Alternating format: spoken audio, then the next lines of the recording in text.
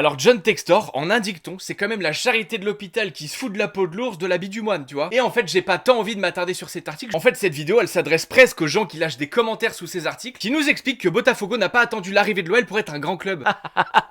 Allez, en un tableau. Alors je sais que ça peut faire peur, hein. C'est un tableau, il y a des chiffres, si vous aimez Textor, normalement ça vous parle pas trop ça. Mais je vais vous aider, on est sur des maths standards, c'est addition-soustraction. De 2016 à 2020, voici les budgets monstrueux alloués au transfert de la part de Botafogo sans l'aide de l'OL. Et là, 2021...